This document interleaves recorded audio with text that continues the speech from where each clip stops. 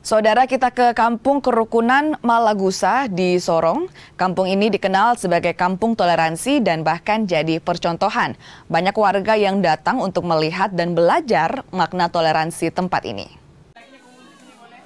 Universitas Pendidikan Muhammadiyah Sorong menggelar kegiatan pencegahan intoleransi di Kelurahan Malagusa, Kabupaten Sorong, sebuah wilayah yang dikenal sebagai kampung kerukunan, di mana kampung ini sejak 2012 dikenal sebagai tempat harmonis bagi umat beragama Kristen, Islam, Hindu, dan Buddha yang hidup berdampingan dalam damai.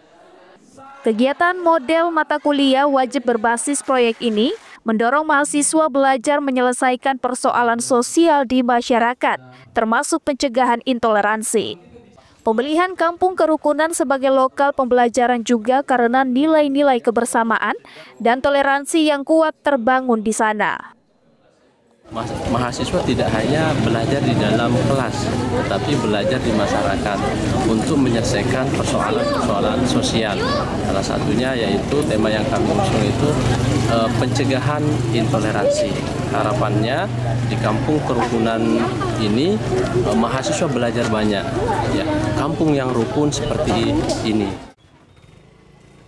Sementara itu, Ketua Kampung Kerukunan menyambut baik kehadiran mahasiswa Universitas Pendidikan Muhammadiyah Sorong. Sebagai pengurus, mereka menunjukkan secara real kehidupan masyarakat yang tinggal di Kampung Kerukunan, di mana mahasiswa bisa langsung berinteraksi bersama pemuka agama yang ada tanpa batasan.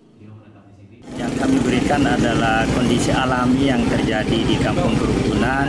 Dia bisa melihat tempat ibadah yang berdekatan dan terbentuk secara alami. Itu supaya mereka bisa tahu bahwa kondisi tempat ibadah yang seperti ini, bisa masuk ke dalamnya, bisa melihat bahkan berwawancara dengan tokoh agamanya.